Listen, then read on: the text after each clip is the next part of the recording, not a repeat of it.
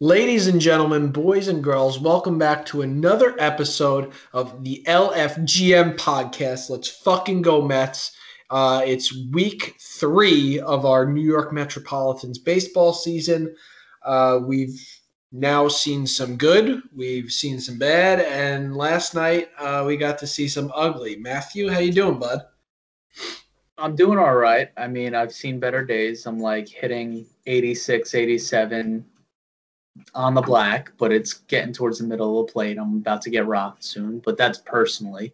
So that's not, I was that's about to not be to like, do what with the the fuck are you Mets. talking about? Dude, last night, let's just start there. What? For anybody watching, it is Thursday, April 22nd. It's roughly like 5:20. So we're recording this before our last game with the Cubs tonight, where hopefully we can salvage a game in the series. But what in the fuck happened last night? Holy shit. That was borderline unwatchable baseball. It was it was Little League-esque. I mean, I didn't get too mad watching it. I don't know about you. I was just like, what the fuck is going on? Man. Like they just kept throwing the ball unnecessarily like two bases too. It Yeah, was weird. yeah. Like, You know, like the coach, like just the little league coach is just like, eat yeah, it, yeah. run into the pitcher, just fucking hand it to him, guys. I like, Yeah. what the fuck? JD Davis, Jeff McNeil, Michael Conforto's throw to home was a ground ball, which nobody is talking about, which is the second time this year he's thrown a dribbler to home plate. Lindor had a crazy throw to Pete Alonso over at first base. Just like basic shit. And this comes a day after Luis Rojas comes on and he's like, yeah, I know it was cold out today, but we decided to go out there and take fielding practice because we haven't done it in a week. What the hell happened? I didn't know they did that. I mean, they should go back out there again.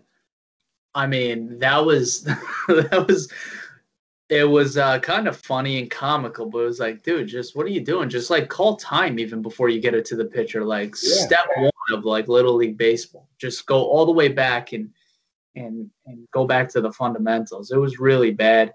Yeah, I'm not really worried about it per se, but I mean, the only thing I'm worried about a little bit is mentally. I think JD is He's little lost out there and thinking a little too much about his throws. well, so okay, it's the two games with the Cubs that it's and the thing is like, okay, it's not affecting his hitting, which is good Yep. because he's absolutely crushing the ball at the plate. He had a home run, he had an RBI double, he's lacing the ball up the middle. It's good to see. The not so good to see is 2 games, 3 errors. He the first game he's doing this like weird shuffle pitter patter trying to get into rhythm to throw the ball over to first base, and guys are just beating it out and he's throwing it into the dirt. And then last night he couldn't field a simple ground ball. I mean, this was a tailor-made double play and he's trying to rush it, and I get that, but like, But dude, come on. This is not a double A. It's not triple A. This is major league. You're playing third base. Field the ground ball. yeah, I felt for him a little bit because, like, even on there was another double play opportunity that he took a while, made sure that he got it to second base, but In his head. wasn't a great throw. And I was like, oh man, like he's really, really struggling out there with that, and he's overthinking, and hopefully he gets out of his head. He keeps patting his glove, where it's like, Yeah. that's a bad habit to get into, and that really it's weird because like that's something that gets fixed in the minor leagues real quick. Like coaches, that's what minor league coaches are there for. Like if you do stuff like that, they cut it out real quick. Right.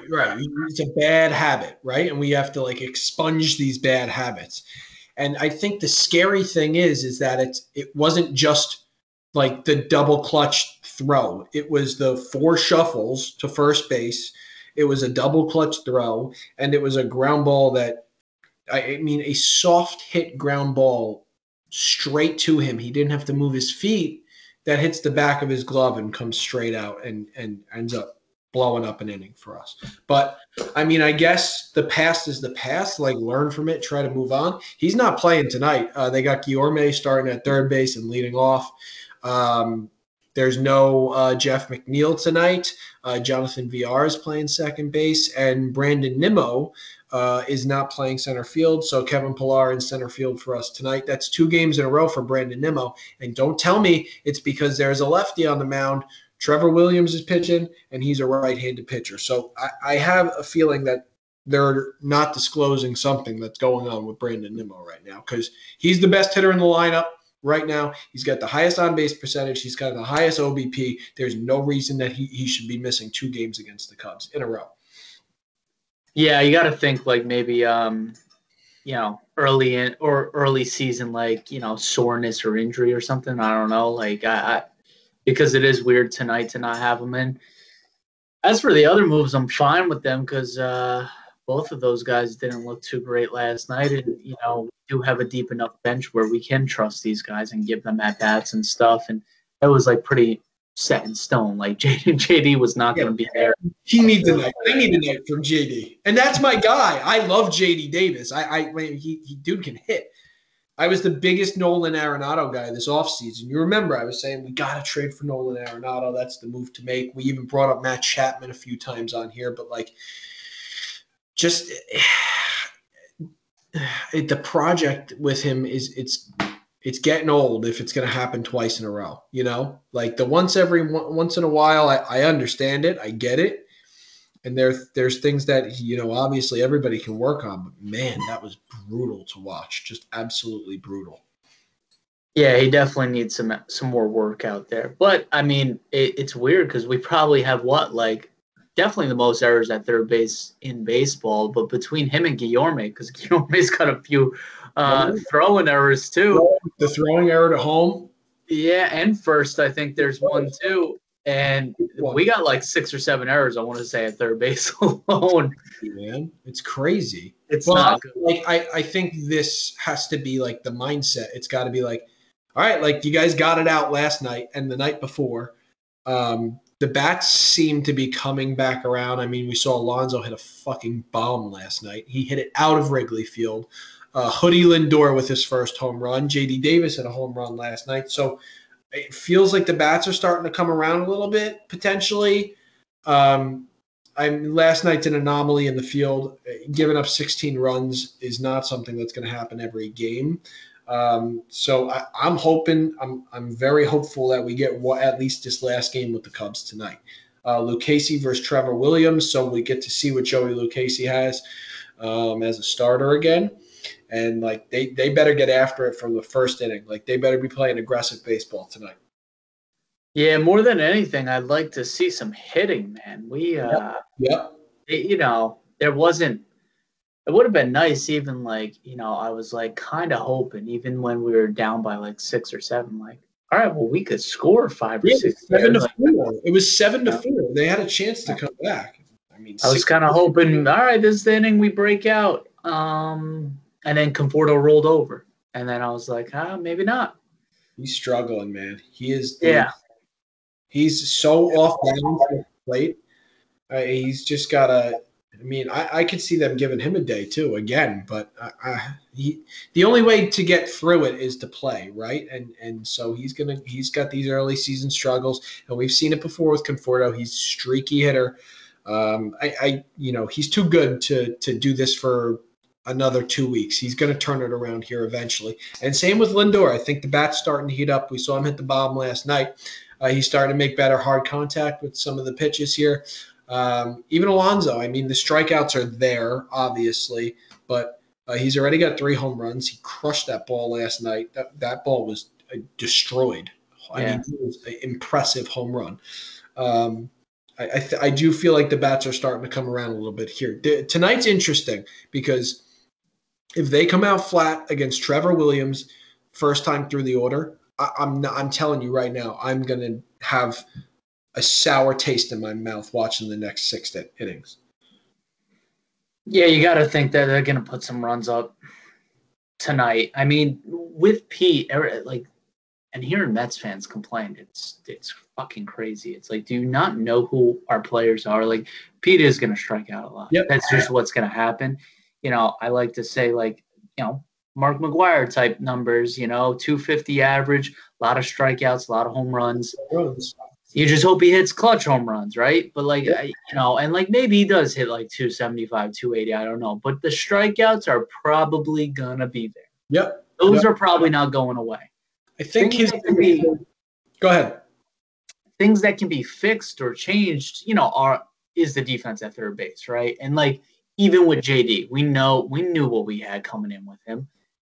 We don't expect him to make the great plays, right? But you got to expect that he's gonna figure out the throwing, because it is a little bit. I don't know if I would say it's the yips, but it's definitely a mental block where he feels like he's got to pound his glove every time before he throws, and then it's burst already. Mental, like he feels like he needs to be in rhythm to throw the ball. And we've seen it before. He's got an absolute cannon over there. When he lets it loose, I mean, there's no throw he can't make.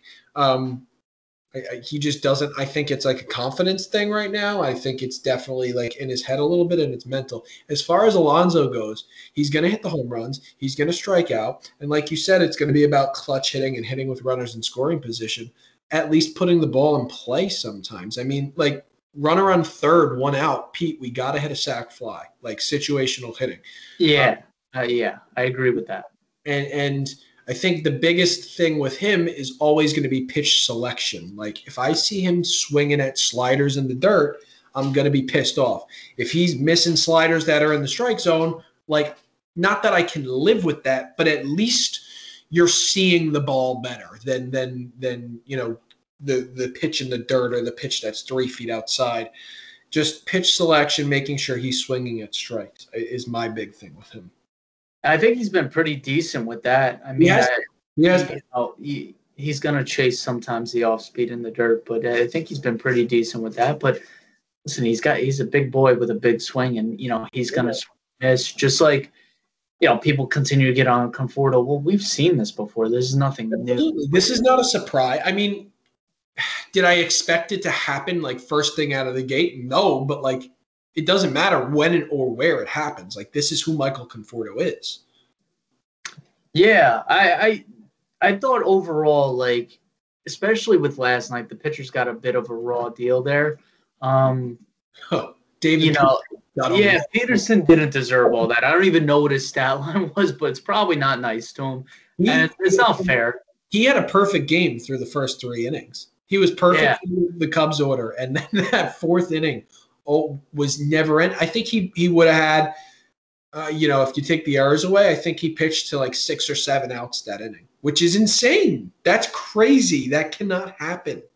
As soon as they showed the fucking stat line, it went away like that. Poor guy. Like even Giselman. That's your guy. That was a weird choice though, because like 2 nights in a row. 2 nights in a row. He's usually your long guy, so then he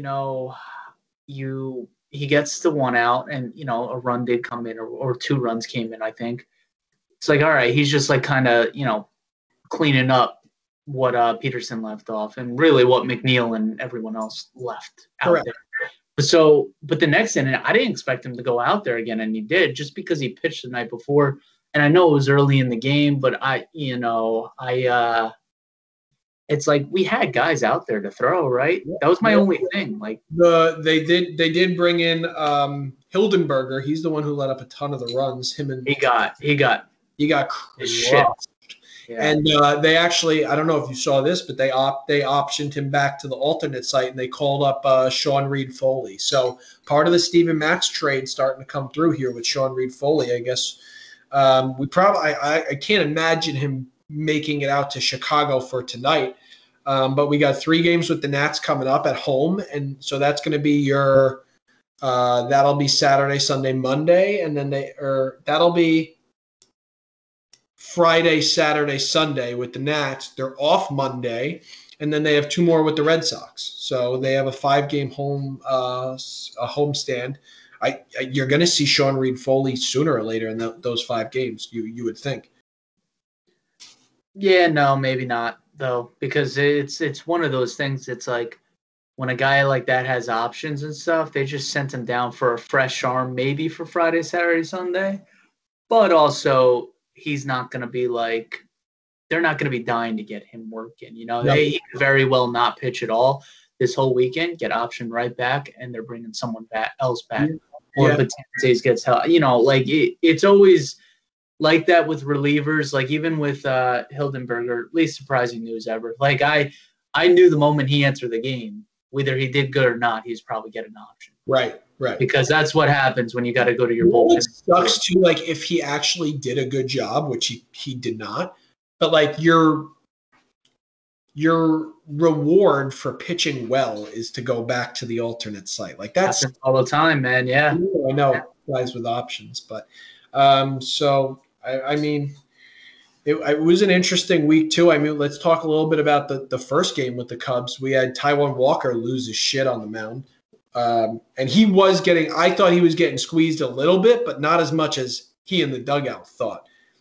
It was a tight strike zone. I think the problem with the strike zone in game one against the Cubs was it was so freaking inconsistent. I mean, the guy was all over the place behind the plate, but I think most of the pitches were probably out of the strike zone. So Walker on his way out gets tossed. I mean, you can't walk 6 guys. You cannot. You can't do that. He was rolling too until that happened. I know. So he walks 6, he gets tossed, and then Rojas got tossed too. It was nice to see Rojas have a pulse a little bit and go out there and do something. He is, I'm going to make a Jets analogy, so forgive me, but he comes off to me sometimes very much like Todd Bowles, like very even keeled, like no matter what happens, like it's just like flatline. So I was kind of happy to see him go out there and show a little bit of emotion and show that he was a little pissed off with the strike zone. So I don't know. Great. We should do well with the Todd Bowles of Major League Baseball. No. That should work out. Yeah, I mean, it's exactly what you said. Inconsistent, behind the plate. But, again, they weren't strikes. So I don't care. Right. You get tossed, you get tossed. Like, it's whatever. And that was kind of a wash of a game after that. So, I mean, all you can do now really is just salvage it, play a good, clean game today. Right. Too. Like tonight needs to be aggressive, 0 errors in the field. Like slap the ball around a little bit. Like they better get after it, especially against Trevor Williams, who has, I think in 3 starts, he has like a 5-something ERA. So it's not like the guy has been going out there and he's not Marcus Stroman on the mound right now. He's not Jacob deGrom on the mound right now. He's definitely someone that you can take advantage of. But you got to be in the right mind frame and in a good place in the batter's box to be able to do it. Don't you think, though, this has always happened with Mets fans, I feel, or just Mets teams in general, is like, we get a guy like this and we should rock him. Like he's going to go 7 scoreless.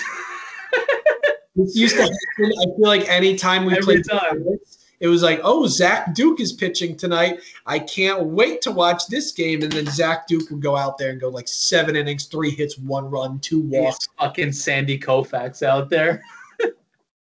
Unbelievable. Yeah, I kind of just always had that in the back of my head, like, yeah, we should hit, but do I expect it? I'm not sure. God only knows what's going to happen tonight. I am not sure. I mentioned Marcus Stroman. He was unreal in Colorado. Everybody, gets a little nervous, I guess, about pitching in Colorado. But, dude, he was so good. And, the strikeout numbers are not there. They don't have to be. He was getting, the ground balls, getting double plays. He's been really impressive so far, Stroman. Yeah, between him and deGrom, pitching for that contract. Between him and deGrom, those guys are been so great, and it's like it's come to the point where it's like, all right, score 3 runs, 2 runs, and we should be all right. And it's tough because that's not going to always happen with these guys. Might always happen with Jake because that's just Jake. But, it is comforting to know, your first 2 guys are as solid as they come right now. Did you care about people may not like this, but did you care about the 10 strikeouts in a row thing for Jake? Yeah, I did a little bit, yeah, because, it was really cool to watch in the moment. Oh yeah, it was cool, but like, was that something that I don't know? I was like, it was awesome to watch him mow these guys down, but like at the same time, at 10 strikeouts in a row, 12 strikeouts in a row, 9 strikeouts in a row, I don't really care. Like that.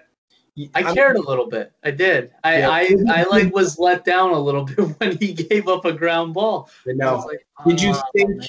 Did you think because Seaver has the record at 10, do you think Met fans cared a little bit more about that?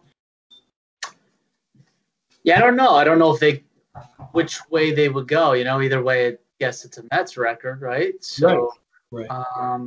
I thought it would have been very cool to see that in real life, because that is something that, like, obviously it could happen. It's crazy that it hasn't happened yet with so many strikeouts in the game. I know. And so many good pitchers. But yeah.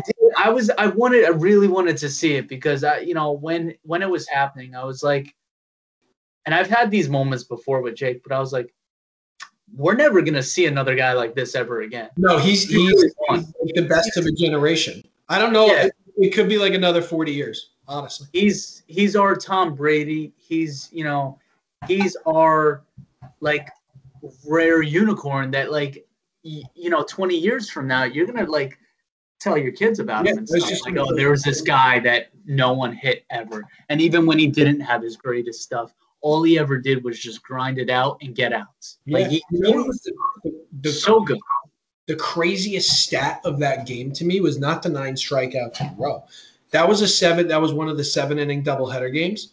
And out of the 21 outs that we got, 17 of the 21 were from via strikeout. That's crazy. Yeah, I know. It's insane. And, like, the Rockies were striking out left and right, so they were helping quite a bit too. But I mean, and to fully, like, answer your question, I want Jake, because the wins thing is just not really happening, right? So I want Jake to, like, accumulate as crazy of these ridiculous stats as possible. So then when it's all said and done, you could just point to these, like, oh, he did this once, he did this once. So I want him to just like compile a list of outstanding feats that he's done, which he already has. But like I want him to get a no-hitter. I want him to get a perfect game. I really want him to get things like that. Yeah. Than any other individual player. Yeah. I mean, he has been open and talking about, like, Hall of Fame. I can't remember. He was on a podcast or doing an interview or something. I think maybe it was with Jim Rome. I'm really not sure. But he was talking openly about, like, I do want to be in the Hall of Fame, and I want to be one of those guys that people, like, go to the Hall of Fame to, like, see. And the wins, like you said, are never going to be there, and it sucks. I mean, obviously they could be the way he's pitched, but he also started late. Like, he came up as, like, a 27-year-old, I think. He was a 27-year-old rookie. He's 32 or 33 right now. Like, compile all of the individual accolades. I don't know. The 10 strikeouts in a row didn't get me going as much as I think it got other Met fans going. I thought it was really cool to watch, but to me, it was just like, bleh, whatever. 10 strikeouts is 10. I mean, it was dominant performance. Don't get me wrong. I don't want to, like, poo-poo that, but at the same time, it's like, you're worried about the win. I get it. Yeah, I guess that's a better way to put it. All right. So we got one with the Cubs tonight. Interesting batting order. Let me read it off, because I mean, I was a little shocked to hear the way that they put the order together. Let's see if I can find it. Yeah, I mean, because I know, they had Guillorme at the top. I don't know why. Nimmo has to be hurt, I'm thinking. I think he's got to have something going on. So Guillorme's leading off, which is I don't know if he's ever done that in his career. So we are Luigi at the top. 2 through 5 has been pretty consistent. It's Lindor, Dom Smith, Pete Alonso, then Michael Conforto. Your 6 hitter is James McCann. 7 is VR, and then 8 is Pilar. I mean, and 9, obviously, the pitcher, Lucchesi. There's just not much else you can – like, how else could you be creative with that if you're going to spell Davis, McNeil, and Nimmo all on the same day. I'm fine with it. I mean, Oh my, other than Nimmo, really, it would have been nice to have him in there. And I obviously he would probably be batting leadoff if that was the case. But there's a first time for everything. So I'm fine if Nimmo can't play, then Guillaume may lead it off. It's all good. He's hitting like 430 right now. So you got to keep him going a little bit, even if JD was fielding the ball. Like we got to still make sure we get him at bats. Let me ask you go off topic a little bit here. Do you look at the standings at this point in the season yet? Like, where's your philosophy on that? Like, when do you start looking at the National League East standings? When do you start taking notice of like the Dodgers' hot start? Maybe even like, I know this is an American League thing, but like the Yankees really slow start, and then start like comparing expectations to reality. Like, when do you look at that? I never looked at this early in the season ever. I haven't looked once this season. Don't really plan on looking for the next probably month or so. And then even then, I look a lot more when we're behind. So if we're gonna continue to like win and be up there, I probably won't look until like mid-June, July. I go a long time without looking at any kind of more so like NL East standings. I'll maybe even look at other standings just to see who's doing well around the league more than anything else, Yeah. I mean, there's that old adage, right? Like there's out of 100 games, you're going to win 50 of them. You're going to lose 50 of them. So it's what you do with the other 162, right? For me, I do tend to glance at it a little bit more. I probably don't take anything seriously until after like the first 30, maybe even 40 games. So like anybody who's like, this shit pisses me off. This is how I got here. Was, anybody who's like, oh, the Mets are in first place. The Mets are in first place. It's like, dude, what you want a cookie? We're 15 games into this, or however many games. What are they, 7 and 6? So that's 13 games into the season. You want to start talking about first place? Like, come on, man. Like, don't. It's stupid. It just bothers me. Don't talk about first place. Look at what the team is doing and how they're performing to your expectations, and that should judge like your feeling on the team. Don't worry about first place. That's fair. I see where you're coming from. I'm going to just play devil's advocate here a little bit. Do it.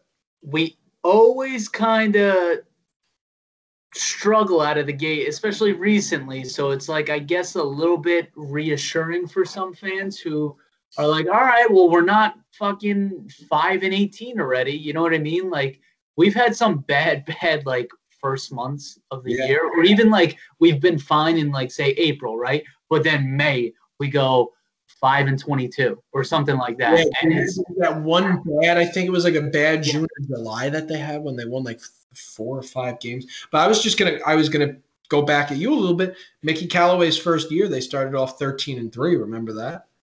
They did. That was April, right? And then May and June, they were god awful, right? And it's like, you can't. What are you judging in the first 16 games? Don't judge their record. Judge what you see. What I see right now is a team that's struggling to hit with runners in scoring position, a team that's got awesome starting pitching, and I think we're seeing a team that is potentially handicapped by some fielding issues. When not everybody is like laser focused. Yeah, the hitting in general is rough, right? But the way I look at it too is like we haven't nearly hit the way that we're gonna hit. The pitching has carried us, right? And the pitching seems to be something that can be sustained with this team. Just looking at these guys, right? Still got some questions. Only gonna get better, right? Yeah. But still got some questions out in the pen, but you've still got 3 arms coming back too when we need them, right? So for what it's worth, we're doing pretty well, especially when you look at the record in the standings and stuff, especially with, the situation of like, yeah, these guys need to play, and we've, have just started playing again, really. That's a great point. It's a really great point. I mean, we've had the first 3 games of the season were canceled. I think they lost a game with the Phillies, right? And then They had the doubleheader with Colorado, and it's like, dude, Colorado's cold, man. They lost the game with the Marlins too, and then you go to Chicago where it was snowing and cold too. So it's like, God, I'm excited for them to come home. They get 3 with the Nats, 2 with the Red Sox. I hope the weather starts to heat up a little bit here, and hopefully we get to see some consistent baseball. I mean, after this next homestand, I think it's 3 with the Nats, 2 with the Red Sox, and then they play for like 13 or 14 straight days. So it's going to be. I mean, if they're not going by then, they're going to have to. You go 14 days in a row. That's a lot, but that's what these guys want to do too. Like, this is part of the job, right? This is what you sign up to do. So it'll be exciting to see them in that 14-game stretch. I'm just ready to see 7-10 starts. 7, no, dude, you got a lot, man. I think the Nats series, there's a 7-10, there's a 4-10, and there's a 1-10. So you got 3 different times there. Yeah. And then there's 2 games with the Red Sox. There's 1 7-10, and then 1 the awkward 6:40 start. I love a good 6:40. Why, man? You save a half an hour. I love it. I fucking love that. I know Joe Torre's listening, right? Joe Torre, Theo Epstein, more 6:40 starts, boys. Sign me up. Get me in bed, catching some Z's early.